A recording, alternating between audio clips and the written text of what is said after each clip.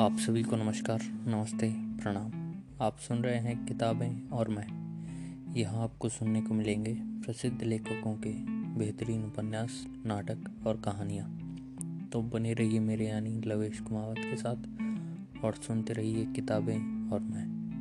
आज मैं आपको सुनाने जा रहा हूँ मुंशी प्रेमचंद की लिखी कहानी ईदगाह। रमजान के पूरे 30 रोज़ों के बाद ईद आई है।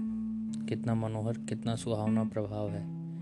वृक्षों पर अजीब हरियाली है, खेतों में कुछ अजीब रौनक है, आसमान पर कुछ अजीब लालिमा है।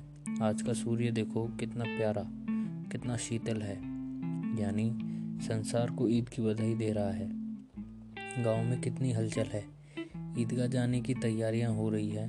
किसी के कुर्ते के बटन नहीं है, पड़ोस के घर में सुई धागा लेने दौड़ा जा रहा है। किसी के जूते कड़े हो गए हैं, उनमें तेल डालने के लिए तेली के घर पर भागा जाता है। जल्दी जल्दी बैलों को सानी पानी दे दे। ईदगाह से लौटते लौटते दोपहर हो जाएगी। 3 कोस का पैदल रास्ता, फिर सैकड़ों आदमियों से मिलना बैठना। दोपहर के पहले लौटना असंभव है। लड़के सबसे ज़्यादा प्रसन्न हैं। किसी ने एक रोज़ा रखा है, वह भी दोपहर तक, किसी ने वह भी नहीं। लेकिन ईदगाह जाने की खुशी उनके हिस्से की चीज़ है। रोज़े बड़े बूढ़ों के लिए होंगे, इनके लिए तो ईद है। रोज़ ईद का नाम रटते थे, आज वह आ गई। अब जल्दी पड़ी है कि लोग ईदगाह क्यों नहीं चलते। इन्हें गृहस्थी की चिंताओं से क्या प्रयोजन। सेवैयों के लिए दूध और शक्कर घर में है या नहीं, इनकी बला से ये तो सेवैयाँ खाएंगे।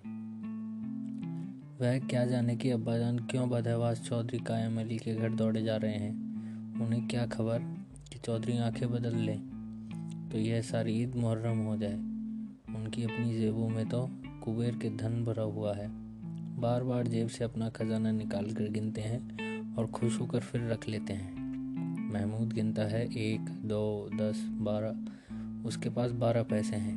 मोहसिन के पास 1, 2, 3, 8, 9, 15 पैसे हैं। इन्हीं अनगिनती पैसों में अनगिनती चीज़ें लाएंगे, खिलौने, मिठाइयाँ, बिगुल, गेंद और जाने क्या क्या। और सबसे ज़्यादा प्रसन्न है हामिद। वह 4-5 साल बाद गरीब सूरत दुबला पतला लड़का, जिसका बाप गत वर्ष हैजे की भेंट हो गया और माँ न जाने क्यों पीली होती होती एक दिन मर गई। किसी को पता क्या बीमारी है। कहती तो कौन सुनने वाला था। दिल पर जो कुछ बीतती थी वह दिल में ही सहती थी, और जब न सहा गया तो संसार से विदा हो गई। अब हामिद अपनी बूढ़ी दादी अमीना की गोद में सोता है और उतना ही प्रसन्न है। उसके अब्बाजान रुपए कमाने गए हैं, बहुत सी थैलियाँ लेकर आएंगे। अम्मी जान अल्लाह मियाँ के घर उसके लिए बड़ी अच्छी अच्छी चीज़ें लाने गई हैं, इसलिए हामिद प्रसन्न है। आशा तो बड़ी चीज़ है, और फिर बच्चों की आशा, उनकी कल्पना तो राई का पर्वत बना लेती है। हामिद के पाँव में जूते नहीं हैं, सिर पर एक पुरानी धुरानी टोपी है जिसका गोटा काला पड़ गया है, फिर भी वह प्रसन्न है। जब उसके अब्बाजान थैलियाँ और अम्मीजान नियामतें लेकर आएंगी तो वह दिल से अरमान निकाल लेगा। तब देखेगा मोहसिन, नूरे और शम्मी कहीं से उतने पैसे निकालेंगे। अभागिन अमीना अपनी कोठरी में बैठी रो रही है। आज ईद का दिन, उसके घर में दाना नहीं। आज आबिद होता तो क्या इसी तरह ईद आती और चली जाती। इस अंधकार और निराशा में वह डूब जा रही थी। किसने बुलाया था इस निगोड़ी ईद को। इस घर में उसका काम नहीं, लेकिन हामिद, उससे किसी के मरने जीने से क्या मतलब। उसके अंदर प्रकाश है, बाहर आशा। विपत्ति अपना सारा दल बल लेकर आए, हामिद की आनंद भरी चितवन उसका विध्वंस कर देगी। हामिद भीतर जाकर दादी से कहता है, तुम डरना नहीं अम्मा, मैं सबसे पहले आऊँगा। बिल्कुल न डरना। अमीना का दिल कचोट रहा है। गांव के बच्चे अपने अपने बाप के साथ जा रहे हैं। हामिद का बाप अमीना के सिवा और कौन है। उसे कैसे अकेले मेले जाने दे। उस भीड़ भाड़ से बच्चा कहीं खो जाए तो क्या हो। नहीं, अमीना उसे यूं न जाने देगी। नन्ही सी जान, 3 कोस चलेगा कैसे।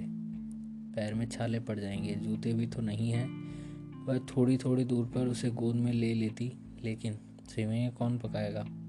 पैसे होते तो लौटते लौटते सब सामग्री जमा करके चटपट बना देती थी। यहाँ तो घंटों चीज़ें जमा करते लगेंगे, मांगे का ही तो भरोसा ठहरा। उस दिन फहमीन के कपड़े सिले थे, 8 आने पैसे मिले थे। उस अठन्नी को ईमान की तरह बचाती चली आती थी इसी ईद के लिए, लेकिन कल ग्वाल सिर पर सवार हो गई तो क्या करती।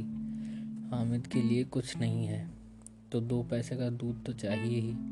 अब तो कुल 2 आने पैसे बच रहे हैं, 3 पैसे हामिद की जेब में, 5 अमीना के बटवे में।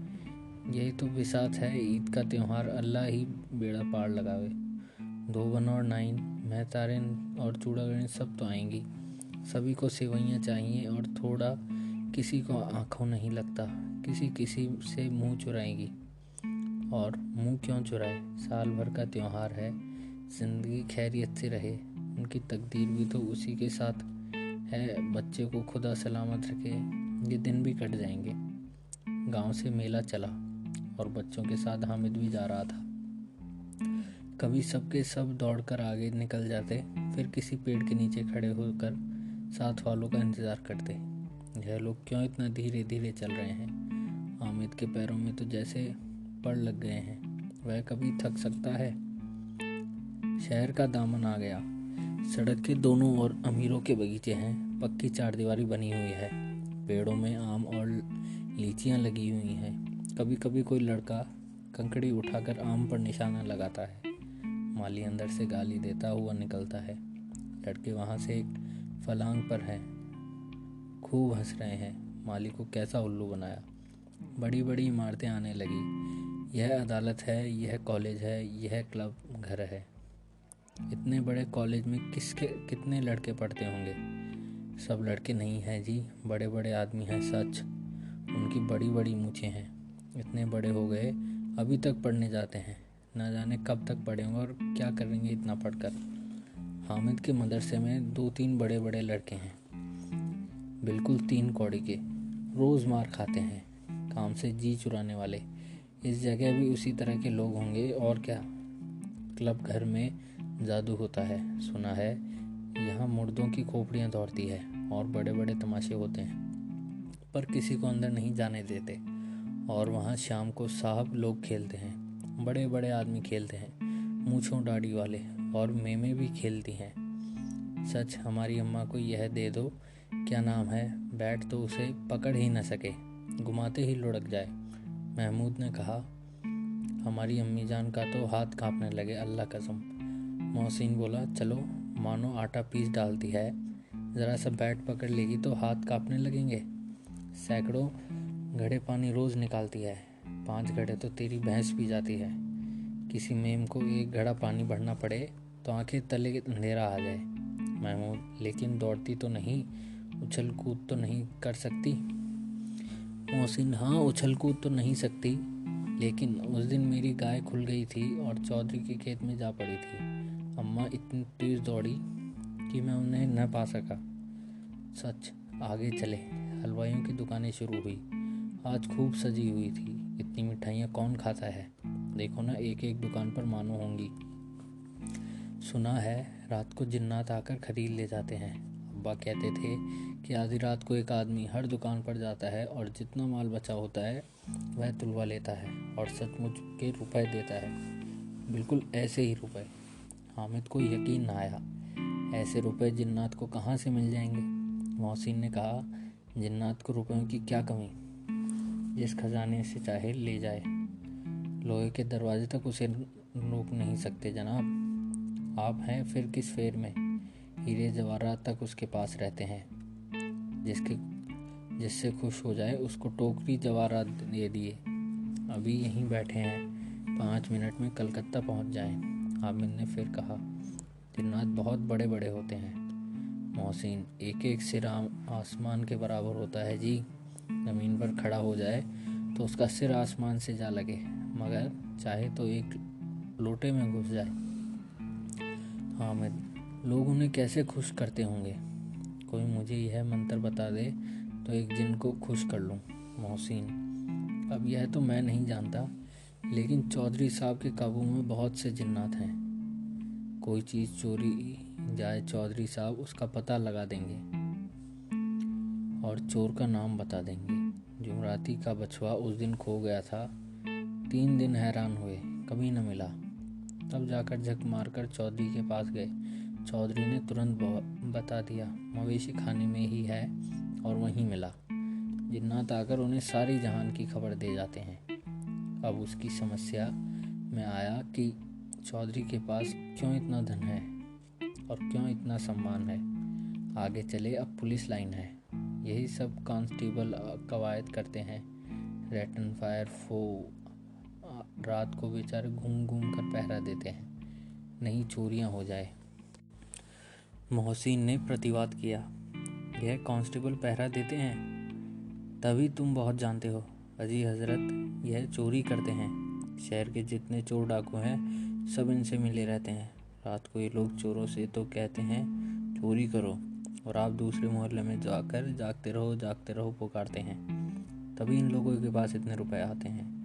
मेरे मामू एक थाने में कांस्टेबल हैं, 20 रुपए महीना पाते हैं, लेकिन 50 रुपए घर बेचते हैं। अल्लाह कसम, मैंने एक बार पूछा था कि मामू आप इतने रुपए कहाँ से पाते हैं? हंसकर कहने लगे, बेटा अल्लाह देता है। फिर आप ही बोले, हम लोग चाहे तो एक दिन में लाखों मार लाएं। हम तो इतना ही लेते हैं जितने अपनी बदनामी ना हो और नौकरी न चली जाए। हामिद ने पूछा, यह लोग चोरी करवाते हैं तो कोई इन्हें पकड़ता नहीं? मोहसिन उनकी नादानी पर दया दिखाकर बोला, अरे पागल, इन्हें कौन पकड़ेगा? पकड़ने वाले तो ये खुद लोग हैं। लेकिन अल्लाह इन्हें सज़ा भी खूब देता है। हराम का माल हराम में जाता है। थोड़े ही दिन हुए, मामू के घर में आग लग गई। सारी लेई पूंजी जल गई, एक बर्तन तक न बचा। कई दिन पेड़ के नीचे सोए, अल्लाह कसम पेड़ के नीचे। फिर न जाने कहाँ से 100 कर्ज लाए तो बर्तन भांडे आए। हामिद, 150 से ज़्यादा होते हैं? कहाँ 50, कहाँ 100। 50 एक थैली भर होता है, 100 तो 2 थैलियों में भी ना आए। अब बस्ती घनी होने लगी। ईदगाह जाने वालों की टोलियां नजर आने लगी, एक से एक भड़कीले वस्त्र पहने हुए। कोई इक्के तांगे पर सवार, कोई मोटर पर। सभी इत्र में बसे, सभी के दिलों में उमंग। ग्रामीण को यह छोटा सा दल अपने विभिन्नता से बेखबर, संतोष और धैर्य में मगन चला जा रहा था। बच्चों के लिए नगर की सभी चीज़ें अनोखी थीं। जिस चीज़ की ओर ताकते ताकते ही रह जाते, और पीछे से बार बार हॉर्न की आवाज़ें होने पर भी न चेतते। हामिद तो मोटर के नीचे जाते जाते बचा। सहसा ईदगाह नजर आई। ऊपर इमली के घने वृक्षों की छाया है, नीचे पक्का फर्श है जिस पर जाजम बिछा हुआ है, और रोजेदारों की पंक्तियां एक के पीछे एक न जाने कहाँ तक चली गई हैं। पक्की जगत के नीचे तक, जहाँ जाजम भी नहीं है। नए आने वाले आकर पीछे की कतार में खड़े हो जाते हैं। आगे जगह नहीं है। यहाँ कोई धन और पद नहीं देखता। इस्लाम की निगाह में सब बराबर है। इन ग्रामीणों ने वजू किया और पिछली पंक्तियों में खड़े हो गए। कितना सुंदर संचालन है, कितनी सुंदर व्यवस्था। लाखों सिर एक साथ सिजदे में झुक जाते हैं, फिर सबके सब एक साथ खड़े हो जाते हैं, एक साथ झुकते हैं और एक साथ घुटनों के बल बैठ जाते हैं। कई बार यही क्रिया होती है, जैसे बिजली की लाखों बत्तियां एक साथ प्रदीप्त होकर और एक साथ बुझ जाएं, और यही क्रम चलता रहा। कितना अपूर्व दृश्य था, जिसकी सामूहिक क्रियाएं, विस्तार और अनंतता हृदय को श्रद्धा, गर्व और आनंद से भर देती हैं। मानो भ्रातृत्व का एक सूत्र इन समस्त आत्माओं को एक लड़ी में पिरोए हुए हैं। नमाज खत्म हो गई, लोग आपस में गले मिल रहे हैं। तब मिठाइयाँ और खिलौनों की दुकान पर धावा होता है। ग्रामीणों का एक ही दल इस विषय में बालकों से कम उत्साही नहीं है। यह देखो, हिंडोला है, 1 पैसा देकर चढ़ जाओ। कभी आसमान पर जाए हुए मालूम होंगे, कभी ज़मीन पर गिरते हुए। एक चरखी है, लकड़ी के हाथी, घोड़े, ऊँट छड़ों में लटके हुए हैं। 1 पैसा देकर बैठ जाओ और 25 चक्करों का मजा लो। महमूद और मोहसिन और नूर और सामी इन घोड़ों पर बैठ गए। हामिद दूर खड़ा है, 3 ही पैसे तो हैं उसके पास। अपने कोष का 1/3 जरा सा चक्कर खाने के लिए नहीं दे सकता। सब चरखियों से उतरते हैं, अब खिलौने लेंगे। इधर दुकानों की कतार लगी हुई है, तरह तरह के खिलौने हैं, सिपाही और गुजरिया, राजा और वकील, भिश्ती और धोबिन और साधु। वाह, कितने सुंदर खिलौने हैं। अब बोला ही चाहते हैं। महमूद सिपाही लेता है, खाकी वर्दी और लाल पगड़ी वाला, कंधे पर बंदूक रखे हुए मालूम होता है। अभी कवायद किए चले जा रहा है। मोहसिन को भिश्ती पसंद आई, कमर झुकी हुई है, ऊपर मशक रखे हुए है, मशक का मुंह एक हाथ से पकड़े हुए है, कितना प्रसन्न है, शायद कोई गीत गा रहा है। बस मशक से पानी उड़ेलना ही चाहता है। नूरे को वकील से प्रेम है, कैसी विद्वता उसके मुख पर है। काला चोगा, नीचे सफ़ेद अचकन, अचकन के सामने की जेब में घड़ी, सुनहरी जंजीर, एक हाथ में कानून का पोथा लिए है। मालूम होता है अभी किसी अदालत में जिरह या बहस किए चले आ रहे हैं। यह सब 2-2 पैसे के खिलौने हैं। हामिद के पास कुल 3 पैसे हैं। इतने महंगे खिलौने वह कैसे ले? खिलौना कहीं हाथ से छूट पड़े तो चूर चूर हो जाए, जरा पानी में पड़े तो सारा रंग उड़ जाए। ऐसे खिलौने लेकर वह क्या करेगा, किस काम के? मोहसिन कहता है, मेरा भिश्ती रोज़ पानी दे जाएगा शाम सवेरे महमूद, और मेरा सिपाही घर पर पहरा देगा, कोई चोर न आएगा तो फौरन बंदूक से फेर कर देगा। नूरे और मेरा वकील खूब मुकदमा लड़ेगा। सम्मी और मेरी धोबिन रोज़ कपड़े धोएगी। हामिद खिलौनों की निंदा करता है, मिट्टी ही के तो हैं, गिरे तो चकनाचूर हो जाएंगे। लेकिन ललचाई हुई आंखों से खिलौनों को देखकर और चाहता है कि ज़रा देर के लिए उन्हें हाथ में ले सकता है। उसके हाथ अनायास ही लपकते हैं, लेकिन लड़के इतने त्यागी नहीं होते हैं, विशेषकर जब अभी नया शौक है। हामिद ललचाता रह जाता है। खिलौनों के बाद मिठाइयाँ आती है। किसी ने रेवड़ी ले ली, किसी ने गुलाब जामुन, किसी ने सोहन हलवा। मज़े से खा रहे हैं। हामिद बिरादरी से पृथक है। अब आगे के पास 3 पैसे हैं, क्यों नहीं कुछ लेकर खाता? ललचाई आंखों से सबकी ओर देखता है। मोहसिन कहता है, हामिद रेवड़ी ले जा, कितनी खुशबूदार है। हामिद को संदेह हुआ ये केवल क्रूर विनोद है। मोहसिन इतना उदार नहीं है, लेकिन यह जानकर भी वह उसके पास जाता है। मोहसिन दोनों में से एक रेवड़ी निकालकर हामिद की ओर बढ़ाता है। हामिद हाथ फैलाता है, मोहसिन रेवड़ी अपने मुंह में रख लेता है। महमूद, नूरे और शम्मी सब तालियां बजा बजा कर हंसते हैं। हामिद खिसिया जाता है। मोहसिन, अच्छा अब की बार ज़रूर देंगे। हामिद, अल्लाह कसम ले जा। हामिद, रखे रहो, क्या मेरे पास पैसे नहीं हैं? शम्मी, 3 ही तो पैसे हैं, 3 पैसे में क्या क्या लोगे? महमूद, हमसे गुलाब जामुन ले जा हामिद। मोहसिन, बदमाश। हामिद, मिठाइयाँ कौन बड़ी नेमत है, किताब में इतनी कितनी बुराइयाँ लिखी हुई हैं। मोहसिन, लेकिन दिल में कह रहे होंगे कि मिले तो खा लें, अपने पैसे क्यों नहीं निकालते? महमूद, हम समझते हैं इसकी चालाकी, जब हमारे सारे पैसे खर्च हो जाएंगे तो हमें ललचा ललचा कर खाएगा। मिठाइयों के बाद कुछ दुकानें लोहे की चीज़ों की, कुछ गिलट और कुछ नकली गहनों की। लड़कों के लिए यहाँ कोई आकर्षक न था। वे सब आगे बढ़ जाते हैं। हामिद लोहे की दुकान पर रुक जाता है। कई चिमटे रखे हुए थे। उसे ख्याल आया, दादी के पास चिमटा नहीं है। तवे से रोटियां उतारती है तो हाथ जल जाता है। अगर वह चिमटा ले जाकर दादी को दे दे तो वह कितना प्रसन्न होगी। फिर उनकी उंगलियां कभी न जलेंगी। घर में एक काम की चीज़ हो जाएगी। खिलौने से क्या फ़ायदा, व्यर्थ में पैसे खराब होते हैं। ज़रा देर ही तो कुछ खुशी होती है, फिर तो खिलौने को कोई आंख उठाकर नहीं देखता। यह तो घर पहुंचते पहुंचते टूट फूट बराबर हो जाएंगे। या छोटे बच्चे जो मेले में नहीं आए हैं जिद कर कर के लेंगे और तोड़ डालेंगे। चिमटा कितने काम की चीज़ है। रोटियां तवे से उतार लो, चूल्हे में सेक लो, कोई आग मांगे तो आगे आए तो चटपट चूल्हे से आग निकालकर उसे दे दो। अम्मा बेचारी को कहाँ फुर्सत है, बाजार आए और इतने पैसे ही कहाँ मिलते हैं, रोज़ हाथ जला लेती है। हामिद के साथी आगे बढ़ गए। सबील पर सब के सब शरबत पी रहे हैं। देखो सब कितने लालची हैं। इतनी मिठाइयाँ ली, मुझे किसी ने एक न भी नहीं दी।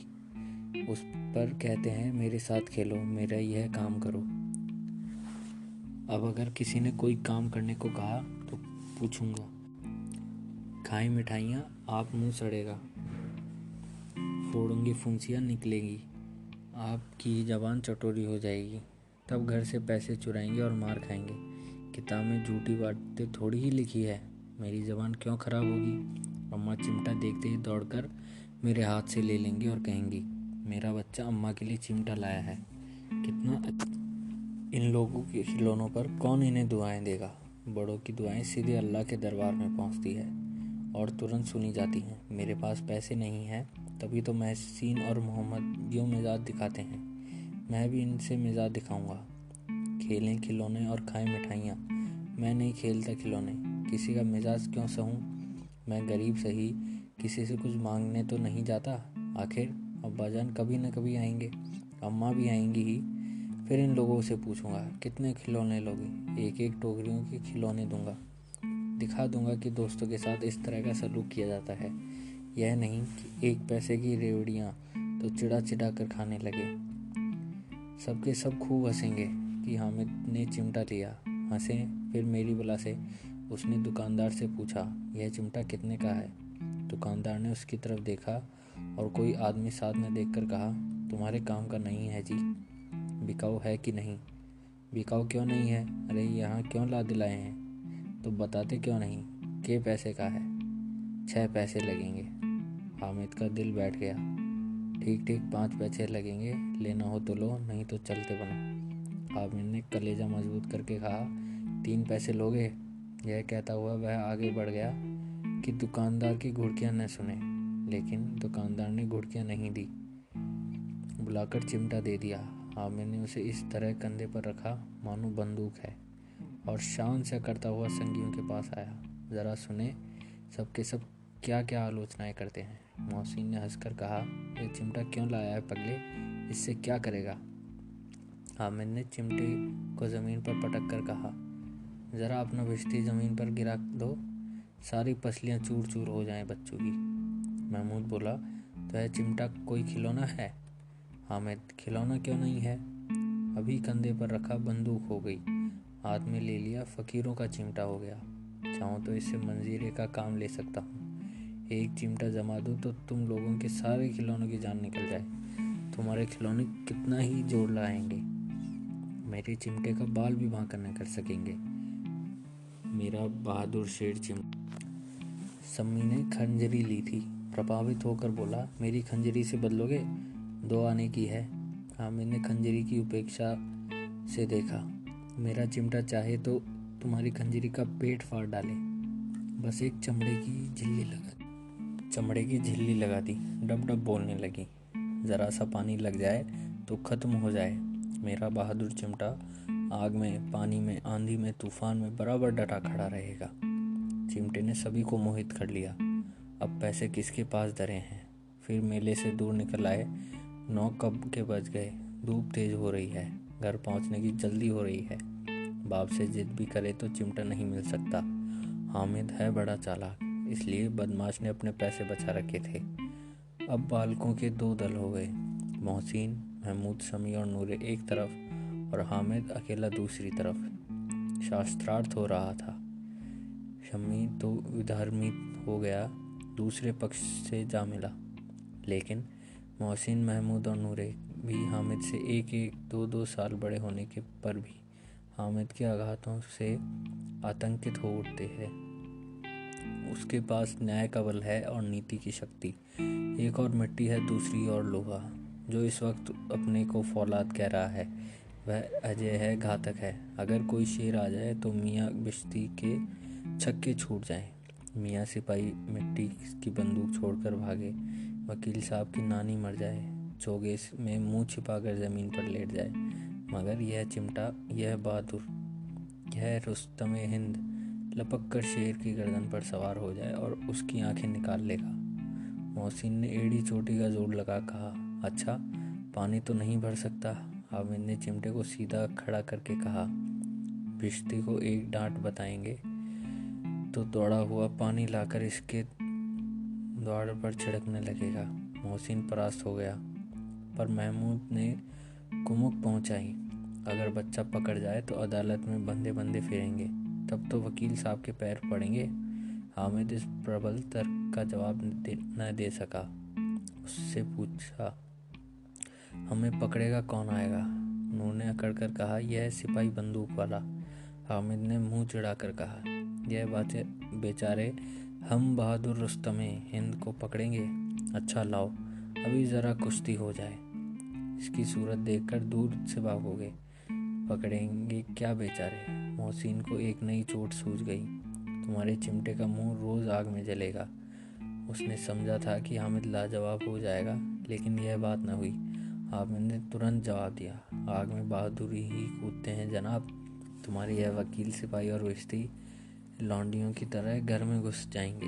आग में कूदना वह काम है जो यह रुस्तमे हिंद ही कर सकता है।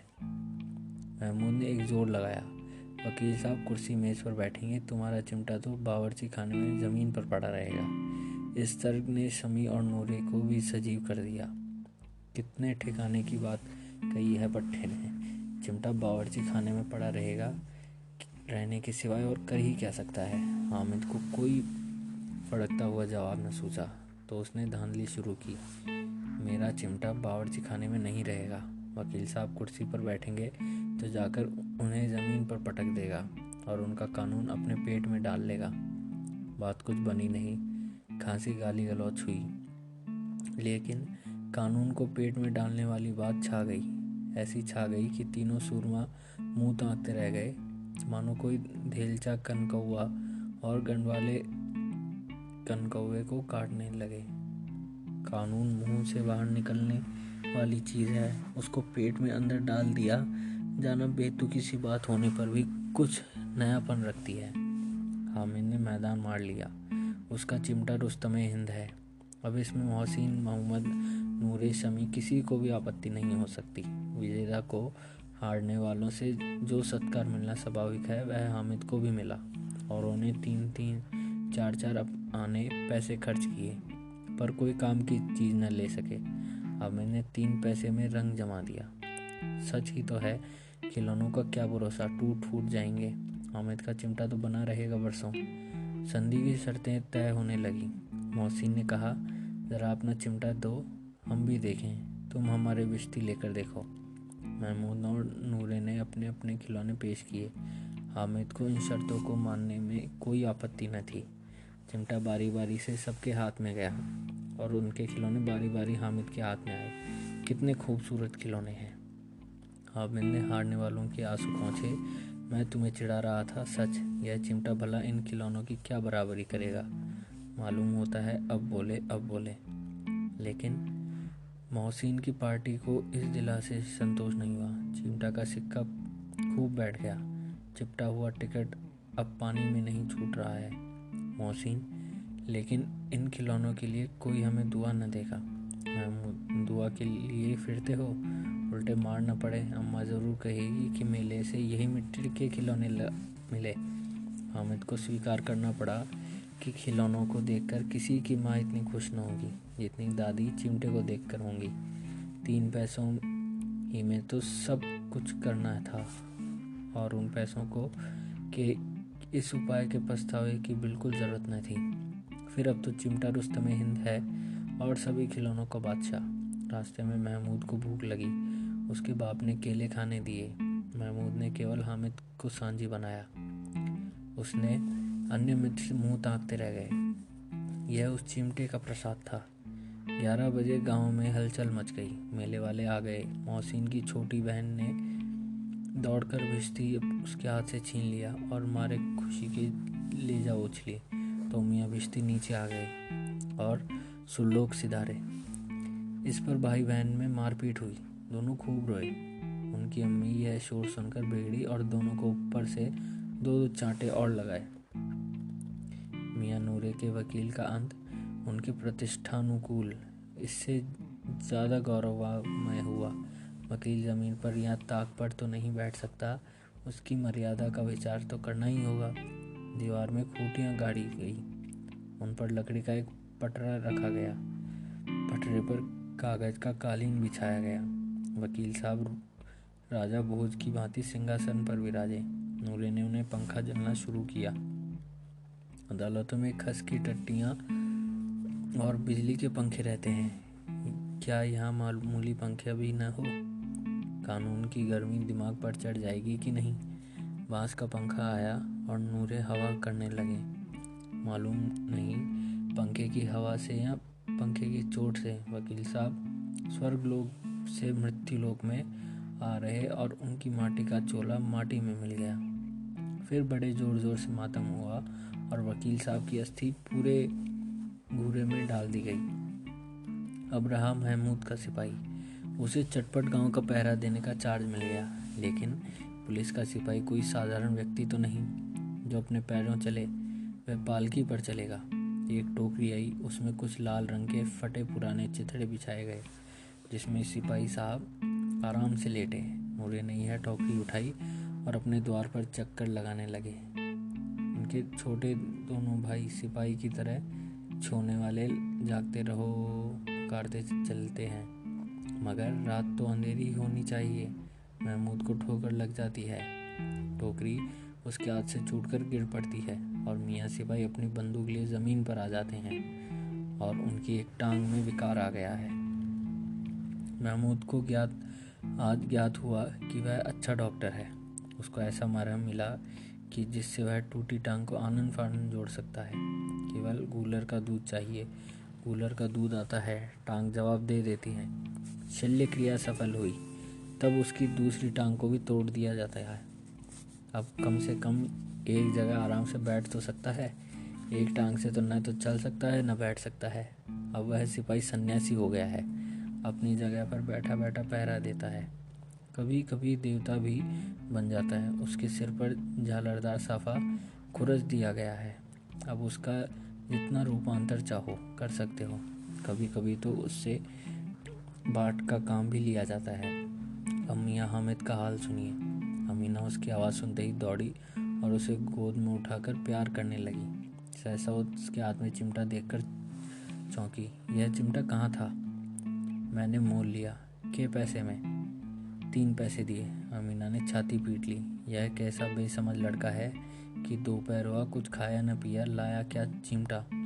सारे मेले में तुझे और कोई चीज़ न मिली, यह लोहे का चिमटा उठा लाया। आमिर ने अपराधी भाव से कहा, तुम्हारी उंगलियां तवे से जल जाती थी, इसलिए मैंने इसे लिया। बुढ़िया का क्रोध तुरंत स्नेह में बदल गया, और स्नेह भी वह नहीं जो प्रगल्भ हो गया और अपनी सारी कसक शब्दों में बिखेर देता है। यह मूक स्नेह था, खूब ठोस, रस और स्वाद से भरा हुआ। बच्चे में कितना त्याग, कितना सद्भाव, कितना विवेक है। दूसरों को खिलौने लेते और मिठाइयाँ खाते देखकर इसका मन कितना ललचाया होगा। इतना जब्त इससे हुआ कैसे? वहाँ भी इसे अपनी बूढ़ी दादी की याद बनी रही। अमीना का मन गदगद हो गया।